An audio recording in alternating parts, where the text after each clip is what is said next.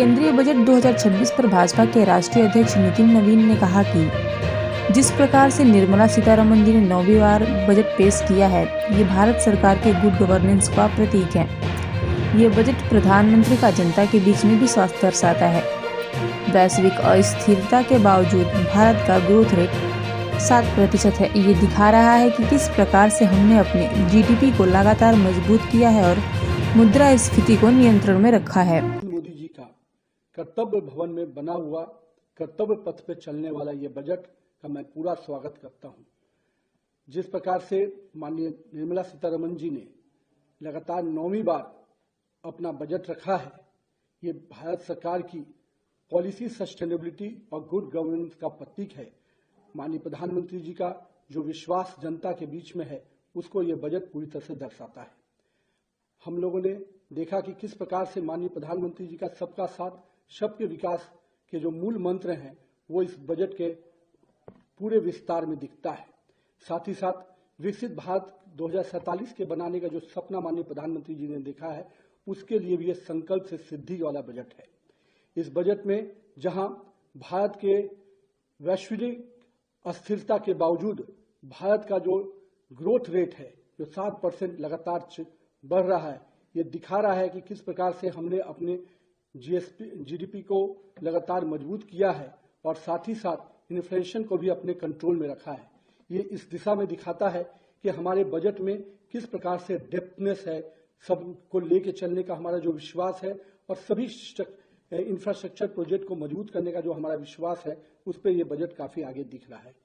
युवा शक्ति को मैं मान सकता हूं कि युवा शक्ति ड्रिवन बजट है।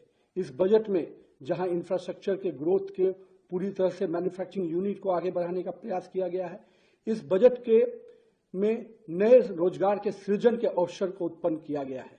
मैं मानता हूं कि जिस प्रकार से सेमीकंडक्टर, इलेक्ट्रॉनिक्स, स्पोर्ट्स, बायोफार्मा, ऐसे कई अन्य क्षेत्रों को जिस प्रकार से सरकार का इंसेंटिव मिल रहा है, कहीं 40,000 करोड़ का सेमीकंडक्टर्स के क्षेत्र में, 10,000 करोड़ का बायोफार्मा में जो सपोर्ट सिस्टम खड़ा हुआ है, ये सपोर्ट सिस्टम स्पष्ट रूप से सरकार की इस मंशा को दोहराता है कि हम नए रोजगार के सृजन की दिशा में आगे बढ़ रहे हैं। साथ ही साथ इस बजट ने महात्मा गांधी के ग्राम स्वरोजगार पहल को भी दिखाया है। इस पहल से जहां हमारे बुनकर, हमारे छोटे कुटीर उद्योगों को इसका लाभ मिलने जा रहा है और ग्रामीण क्षेत्रों के रोजगार को मजबूत करने की दिशा में यह बहुत बड़ा कदम है। साथ ही साथ टूरिज्म और कल्चरल सेंटर को भी विकसित करने का जो सपना माननीय प्रधानमंत्री जी देख रहे हैं, लगातार उस दिशा में सरकार का ये बजट उस पहल को दिखा रहा है।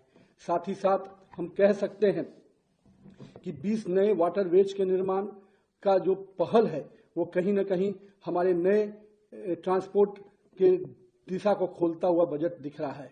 जहां अब तक हम लोग एयरवेज, रोडवेज पर काम करते थे, ट्रेन पे काम करते थे, रेलवे पे काम करते थे, अब हम वाटरवेज की दिशा में भी बेहतर अवसर के साथ आगे बढ़ रहे हैं। पटना और बनारसी को शिप रिपेयरिंग सेंटर के रूप में विकसित करने की जो योजना माननीय प्रधानमंत्री जी ने बजट में दिखाई है, उससे कहीं न कहीं इन इलाकों में भी बहुत बड़ा नए रोजगार के सृजन होंगे। हम कह सकते हैं कि नारियल के उद्योग को और जिस प्रकार से मछली पालन को बहुत बड़ी प्राथमिकता देना इस सरकार की स्पष्ट मंशा को दिखाता है कि हम हर वर्ग को, हर क्षेत्र को लेकर आगे बढ़ने की दिशा में आगे बढ़ रहे हैं। मैं माननीय प्रधानमंत्री जी को और निर्मला सीतारमण जी को इस चीज के लिए भी बधाई देता हूं कि जहां आपने ट्रांसपोर्ट सेक्टर्स को पूरे आगे बढ़ाने में आपने बड़ा कदम उठाया, आपने बजट में बड़ा आकार दिया, वहीं डिफेंस सेक्टर को आपने 7.8 लाख करोड़ के बजट से स्पष्ट संकेत दिया है कि हम देश के सुरक्षा के साथ कोई कंप्रोमाइज नहीं कर सकते हैं। तो मैं मानता हूं कि इस बजट ने समाज के हर वर्ग को विकास के साथ जोड़ना, समाज के हर वर्ग को लेके चलने की जो मंशा माननीय प्रधानमंत्री जी की रही है, वो मंशा हम सबको दिख रही है।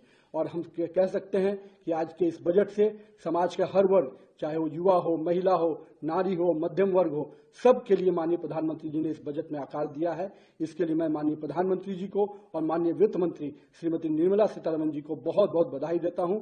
इस बजट विकसित भारत के 2047 के सपनों को पूरा करने वाला बजट है।